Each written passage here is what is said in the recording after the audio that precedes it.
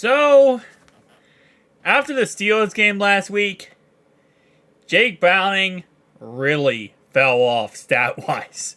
Let's talk about it. So, going into the Steelers game last week, Jake Browning was our winningest, had the most wins as a backup quarterback for the Cincinnati Bengals in history. He currently was sitting at a 3-1 record, and he looked like, as long as he beat the Pittsburgh Steelers, he was going to continue that record. Continue, his stats, and continue looking absolutely amazing. And don't get me wrong, he still looks amazing. It's just now, after last week's game, we threw 1 touchdown, 3 interceptions, 335 yards, I say, but losing to the Pittsburgh Steelers, he now drops below A.J. Mccarron as the second winningest quarterback in I'm sorry, it's so weird to say that. He now becomes behind A.J. McCarron record-wise at a 3-2 record. So, and with the Chiefs coming up and then the Browns coming up, he could still finish this season off at a 5-2 record, which again, like I said before, would put him as the best backup quarterback in the history of Cincinnati. But if he does lose the next 2 games versus the Chiefs and then versus the Browns, okay, I can't think for a second, then he'll end up being 3-4, which kind of puts him down that ranking right there. And also the interceptions he had last game, he now has 6 on the season, which is 7th most of any Cincinnati Bengals quarterback, which, to be honest, I mean, he was tied at 2, and now he's actually tied at 7. Ugh. 60% win percentage, and of course, the touchdown ratio. He is now at 8 touchdowns, which is tied for 4th, and then 1,500 yards, which is tied for 5th. Now, again, like we've been saying the last couple of weeks, he could still potentially get that passing yards up to, even with 2 games left, I mean, he could easily beat number 3. He could easily get over 400 yards in his next game, or over those 2 games, he'll get over 400 yards. He could easily beat number 2 if he gets a 300-yard gain again and then a 200-yard game. Number 1, he's never going to be able to beat, 3,700 yards. He would have to get, how much is that? He would have to get, I think, 700 yards. No. 700? What is that? That is 1,600. No, 2,600. He'd have to get, yeah, never mind. No, never mind. Yeah.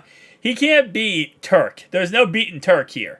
But potentially he could at least get down to number 2 and at least maybe tie number 2 or beat number 2. For passing touchdowns, he still could easily take over here. I mean, he only needs 13 total, or he needs 14 to beat the record and be number 1. And that just means he needs 5 touchdowns in the next 2 weeks. Which... Oh, actually, 6 touchdowns the next 2 weeks to beat that record, which is not really that hard to do. 3 touchdowns a game, that's obviously a lot, but you're playing the Kansas City Chiefs. You got to think that they're going to put up a lot of points in that game. They're going to be scoring a lot, and then you're trying to score a lot. So, and then the Browns game, it's very potential that they score a lot in that game. Problem is, though, will he be able to shred that Browns defense? That's the question. And then that 60 percentile... yeah, that's going to be tough, because even if he wins the rest of these games, he'll still sit at a 5-2 record, which is still really good, percentile-wise, but, actually, let me see real fast. So, if he wins the final 2 games, right, he'll be 5-2, which puts him at a 71.43 percentile, which, yes, is better than A.J. McCarron, but not by much. What if he wins 1 and loses 1? So, he'll be 4-3. What are we thinking here? 57. Okay, so if he loses even 1 game here out of the last 2 games, he'll always be behind Jake Browning as a backup quarterback for Cincinnati Bengals. Oh, so he has to win out to officially take over as the best backup quarterback for the Cincinnati Bengals in history. Again, this is all just stupid records that really don't matter at the end of the day, but it does interest me, and I know there are some people who follow this series when I'm looking at Jake Browning and, his stats and his records. Just, it's fun to look at. That's kind of how I look at it. It's not really that important, but at the end of the day, I would love to see Jake Browning take over as the best quarterback in the Bengals history as a backup. But definitely tell me down below your thoughts and opinions.